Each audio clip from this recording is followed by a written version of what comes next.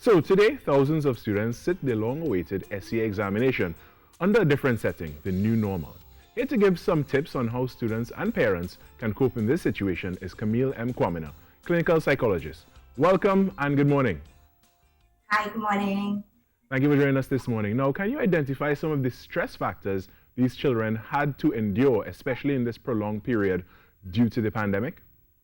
Yeah, so they would have had to deal with their regular stress as it pertains to exams. So just the pressure within themselves to succeed in this exam and to achieve, whatever goals it is they've set for themselves. There's also a certain level of stress coming from their caregivers and teachers, and based on what they would perceive that their caregivers want for them.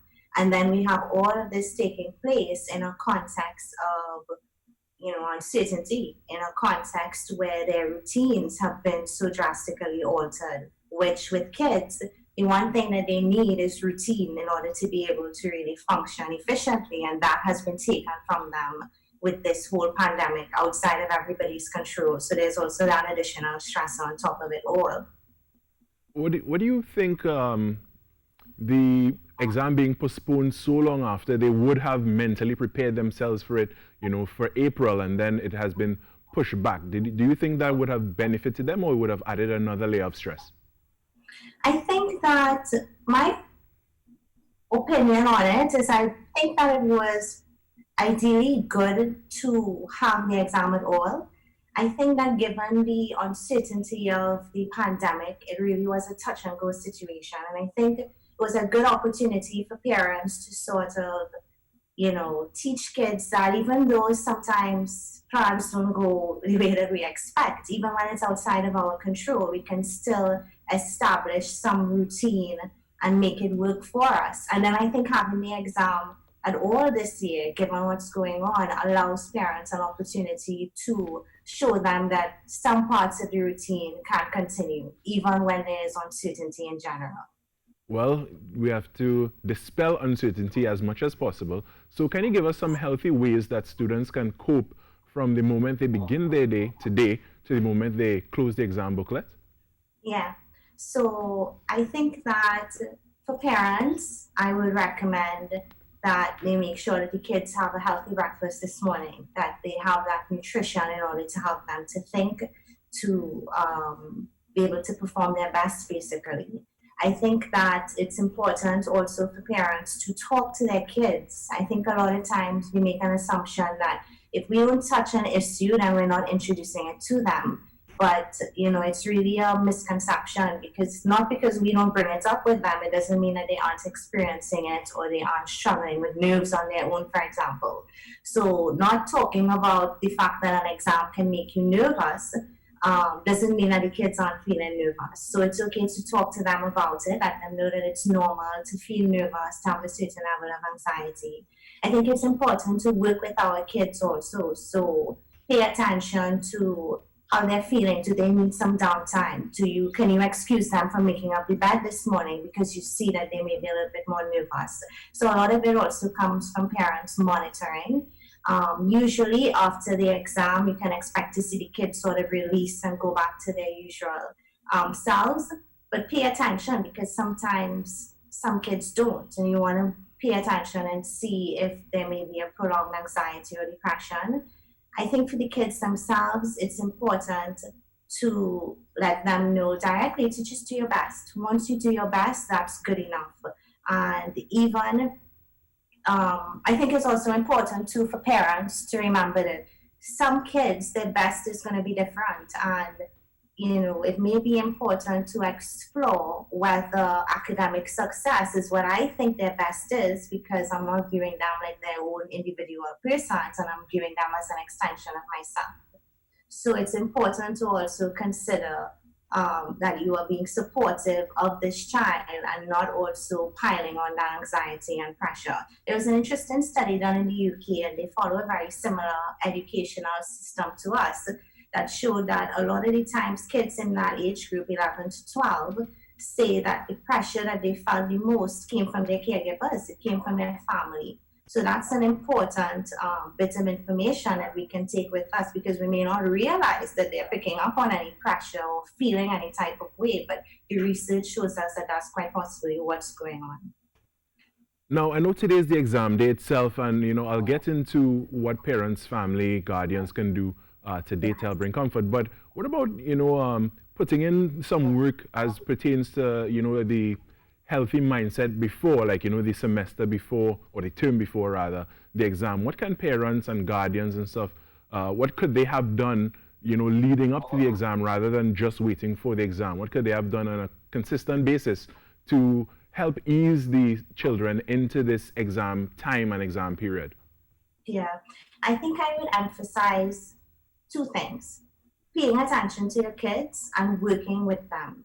So, paying attention to them in the sense of seeing what subjects they like, what they don't like, what they may need some extra work with, what seems to be frustrating them. So, a lot of times kids don't verbalize exactly what they're feeling, but you can tell from any changes in behavior if there's some sort of emotional disturbance. So, being very attentive to what's going on with them leading up to the exam, and also working with them in the sense of establishing a routine that works for them.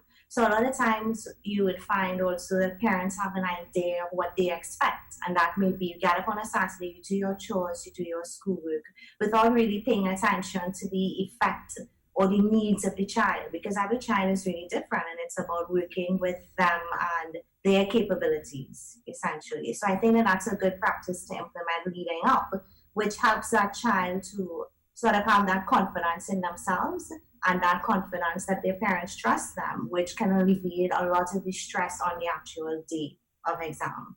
And let's speak about the day of exams itself. How can the parents, guardians, family members help to bring comfort to this situation that is usually quite stressful? Yeah, so definitely talking to kids. If they know that what they're feeling is normal, then they're going to not feel even additional panic or stress from what they're feeling, which is the anxiety, if that makes sense. Also, I think it's important for parents to not just talk with their kids, but also remind their kids that this is no different from the mock exams that they take, those past papers that they sit and take all of the time. In actuality, the only difference between what it is they're doing today versus what they do every time with their teachers or virtually or in lessons is that this will be the last time that they sit this type of exam.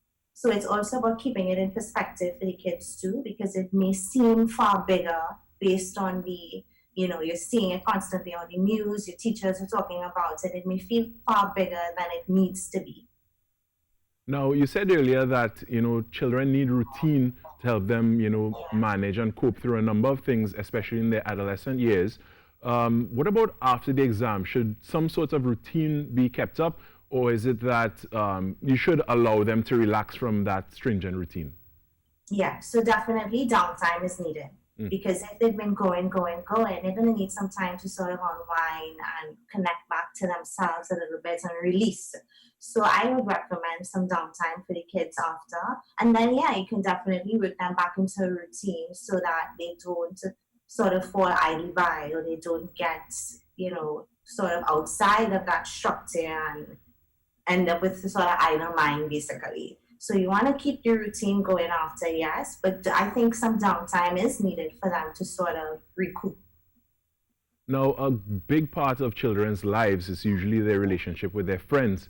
I mean that we are now in the added layer of a pandemic where social distancing is something that has to be practiced to ensure everyone's safety.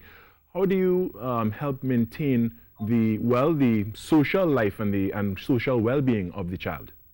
Yeah. So we are in some very interesting times where you're right, it's very hard for kids to connect socially, and a lot of learning that kids do is through their social experience with their friends. But I think it's important to one show kids to be resourceful, to show them that regardless of the circumstance that we find ourselves in, we can always buckle down and find a way, basically. So I think one that's important for parents to not just abandon the whole social aspect, but to show them that we can make this work regardless. So that any change in the environment isn't too upsetting for the kids. And two, we have this whole open world now sort of virtually. So it's a good opportunity for parents to sort of learn more about this technology world. It gives you an opportunity to monitor what they're doing, and you can set up virtual play dates. Let them connect through Zoom, through Skype, through the usual mechanisms that we do for work purposes. But that social experience is, you're right, very important and very necessary for kids to be able to grow and thrive.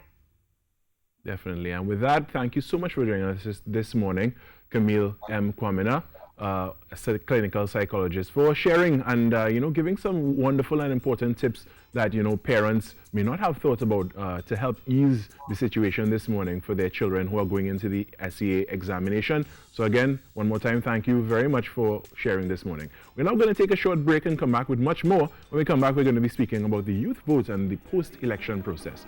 So stay with us. It's essential, very essential to have your credentials. But if you're blockhead like a mule,